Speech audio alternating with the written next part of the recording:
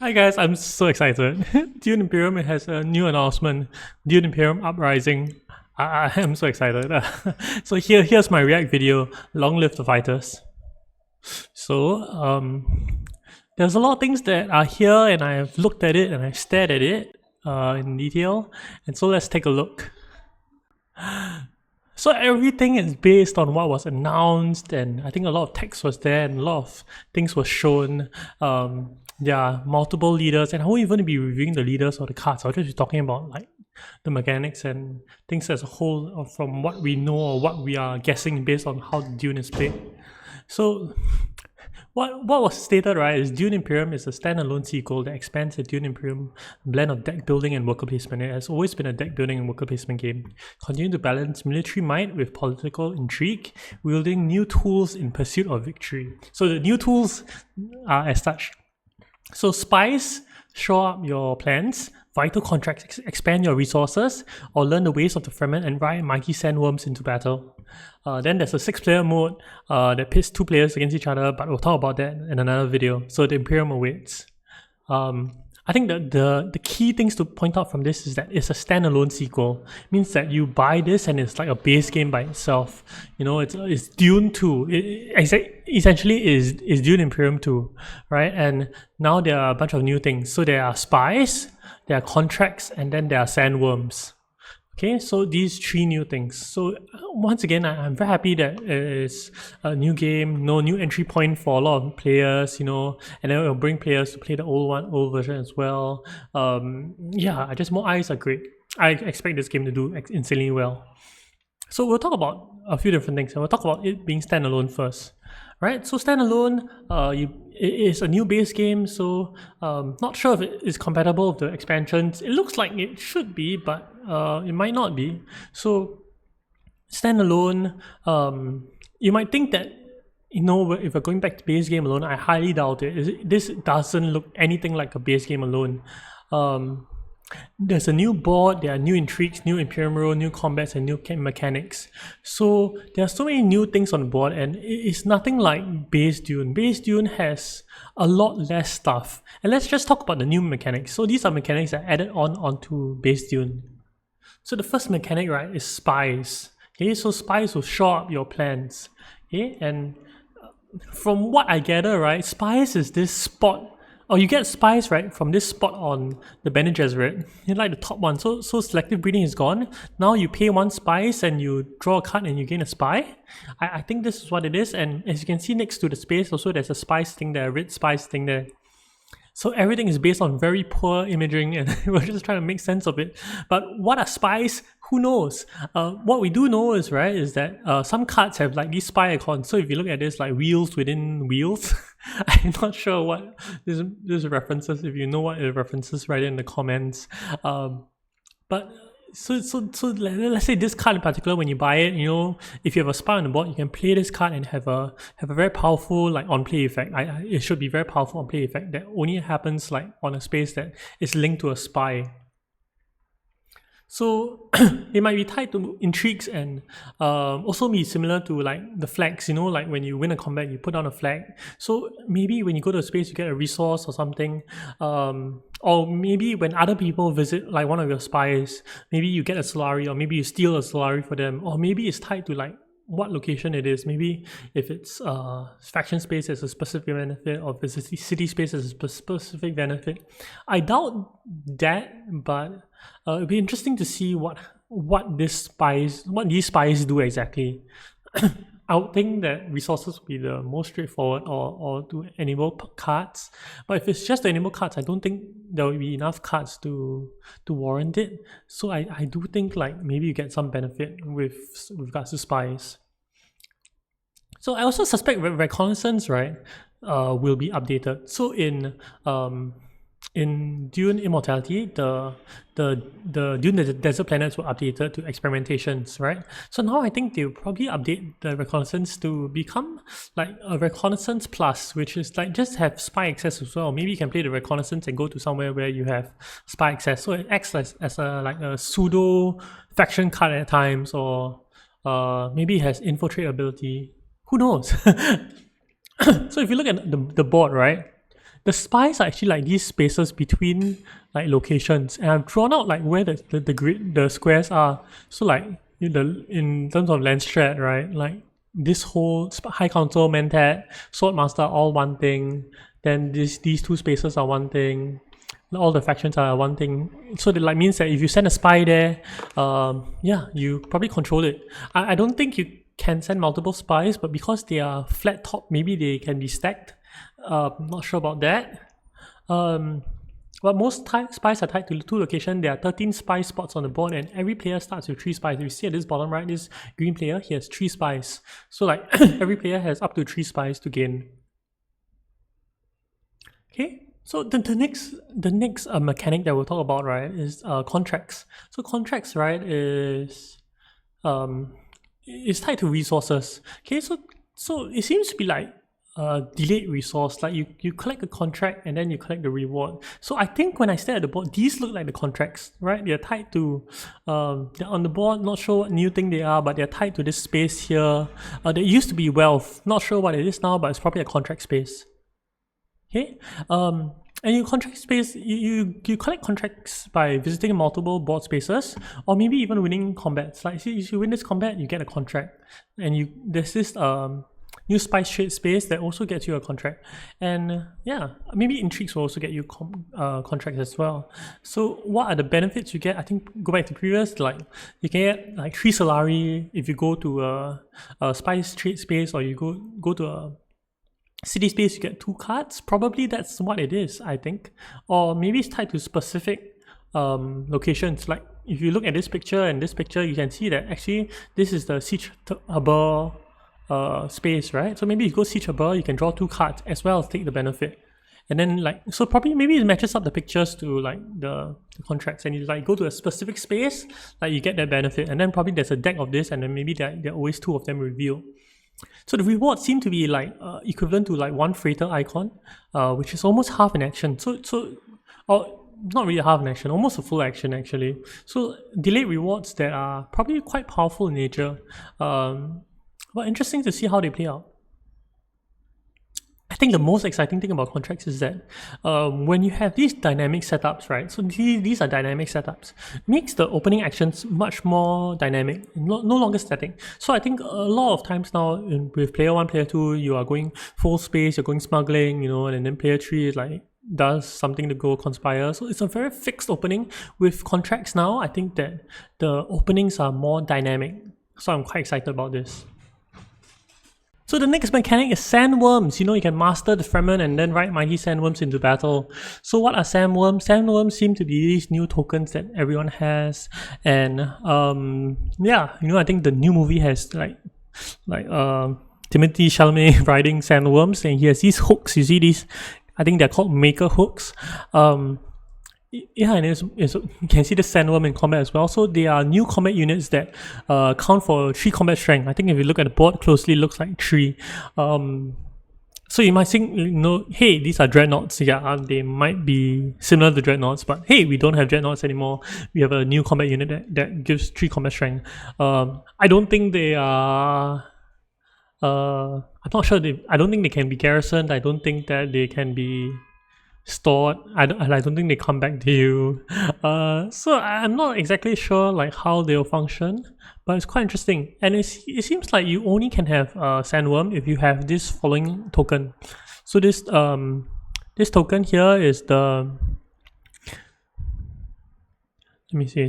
This token here actually is the maker's hook I talked about just now. Yes. So each player has one, and seems like you can get it by going to Siege Harbor. What it seems like is that if you go to Siege Harbor, you get the maker's hook, and then you also get a troop and a water, or you get like a water and this other icon which I can't tell what it is, and I don't want to think about it now, but it seems to be some icon there. Yeah, so you get the maker icon, and what does this maker icon do? When you go to one of these like spice spaces, right? It seems like you can either get like the spice, or you can deploy like multiple Sandworms into combat. So like Great Flat is like 3 water, you get 4 spice plus the bonus spice, and then if you have the hook, you can deploy 2 worms. or Haga Basin, you spend 1 water and get 2 spice plus the bonus, or you get 1 worm plus the bonus. Seems to be like what it is, right? So a new way to put like maybe 3 to 6 combat strength, and I'm sure there are ways to augment the Sandworms power. Like I don't think that they'll be just Sandworms by themselves. Maybe if you have Sandworms, like some combat intrigues will be better, or maybe they can eat up other troops. Who knows like what the enter ability of the Sandworms are. Maybe like every time they come in, like you can eat up any troop on the battle, right? So one thing else is that there are probably cards also that have these maker hooks. As you can see, Desert Call, right, amongst the cards that they showed, right, has this hook icon. So like if you have this hook icon collected from Cheesable, you can spend 1 water to get something. Yeah, it's probably tied to various intrigues as well. So it'll be interesting, like just new mechanics. So I've been reading some of the forums, and I think a lot of people are a bit disappointed that it's not another expansion. You know, like, oh no, I hate to go back to base game. Like, no, it's now like we've been playing so much with X and Immortality. Like the expansions make the game so much better. Now we're going back to a base game, and it's going to be so boring. But I don't think this is the case. X and Immortality both have 2 big and 1 small mechanic. Like Rise of X has tax, shipping, and dreadnoughts, whereas the Immortality has like the Taixu roll that in terms of cards and the research track, and then you get points through scarabs, right? So there are like 2 big and 1 small mechanics in each of them, and they all have like different amount of components. But in terms of Dune Imperium Uprising, right, which is like Dune 2, I think this has 3 big mechanics, or maybe the Spies mechanic or the contract mechanics is small, but I'm not too sure exactly. But it is 3 new mechanics as well, and upgraded upon the Dune Imperium game. So I'm really excited for this. Like, it's a new game, and like when you have new games, like there's just so much things to do, you know. Yeah, and I think that people should just treat it as a new game with a very similar fundamental structure of like deck building and agent and worker placement, right? And which is great. I think Paul Dennen has done this so many times with Clank, and they're all great. And then with Dune Imperium, I am excited to play a new version as well. There's so many things I want to talk about, and like previously I talked about new board, new intrigues, new Imperium role, new leaders, new combat, and let's just talk about some of them. So like new board, right? So new board, like there are improvements to the board spaces. So High Council now, right? I think this is like the best image we have of the board, which is still pixelated as heck. No, if you go there the first time, you can get a High Council seat. If you go there a second time, you can get 2 spies, 1 intrigue, and 3 troops for the cost of 5 Solari. You know, that's pretty good, right? The Mentat spot seems to cost 3, and like you are able to cycle an intrigue now, and Swordmaster now costs 8 Solari, and then there's like a cost underneath that costs 6 Solari. Maybe like they balance like earlier Swordmaster by having like the second and third player onwards getting 6 Solari, having it for 6 Solari. You know, it's exciting, you know, like just other ways to balance spaces that we deem very powerful now. And yeah, there are like no more full spaces. All the faction spaces more or less have changed, and yeah, just so much new things to learn. I thought that this would be the way forward. Like for Dune Imperium, you kind of have to take away stuff in order to add new stuff in. You couldn't just keep piling on like new mechanics. You have to kind of streamline it to improve on what we know it is. And also because like the new movie, I mean, it's a new movie, right? A new setting. You know, the state of Dune is different, or the state of Dune, the Desert Planet, is different, right? So yeah, Leto is dead, so you probably won't see Leto anymore. Dr. Yue is dead, you probably won't see Dr. Yue anymore. Yeah, so a lot of things will change. So it's new board, new meta, entirely new process of discovery. You know, like we have played this meta to the death. We know like Tessia is good, Ilban is good, and like if you want to win, like you should pick these leaders and yeah, so like the process of learning restarts once again, and then we get and with a new board, it's so much to do. Okay, I think it will really bring out the skill of who picks up on like what is good the quickest, right? You have new intrigues, right? So these are not new intrigues; these are current intrigues. But I am so glad that I can say goodbye to them. I'm sure that they'll be gone. I'm sure some of them will be gone. Maybe like Chom shares will be around in a different form. Maybe it'll cost like 9 Solari. Okay, but I'm sure there'll be new end games. Like maybe if you have 3 contracts, you'll get 1 VP, or maybe you have like new combat cards, like for each sandworm you have in combat, you plus like 4 daggers or something like that, or like new plots as well. So expect like the Intrigue deck to like change. I think half of them should be gone. I think things like Poison Snooper should still be around. Things like Gain to Slurry should still be around, and maybe the Faction Bumps will still be around, but a lot of the cards will change. I think the baseline of like Master Tactician and Ambush, I think they'll probably stay around, but a lot of the cards that we deem too good or the cards that we deem terrible, I think will have some slight change to them. So I'm so glad for balance, like in some sense balance changes as well, and in some sense this is like new balance update, right? So Paul like has seen us play. Like Paul watches the Discord, he watches Hidden Assets, he watches my channel, and I'm sure that he has taken some of the feedback of like the players who have played like thousands of games. Hopefully, there's a new Imperium role, like so there are new cards that were shown. I won't talk about them in detail. However, I think the most thing I'm excited for, these cards that clog up the Imperium role that no one really buys because like they aren't really good.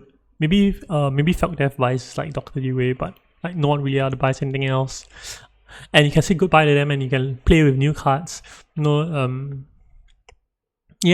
think in AMA he said that like the Emperor space and maybe Benny will be will have some increased significance. So excited to see how that plays out.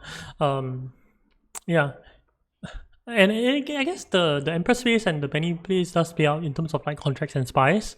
But yeah, so new cards. And goodbye to the ones that clog out the Imperium row. Now we can have a process of figuring out what cards we can leave on the Imperium row again. But no, this whole process is once again a process of discovery. So we also have new leaders. So various leaders like Muad'Dib. So Paul, his Fremen name is Muad'Dib. You have Reverend Mother Jessica, and you have Gurney Halleck, Johnny Free, and Lady Margot Fenring. So all these characters who are in the book, not in the book. I mean, yes, they are in the book, but they're also in the movie, and expect to see a lot more leaders. I think the base game came with 8 leaders. I suspect that that's what we'll get.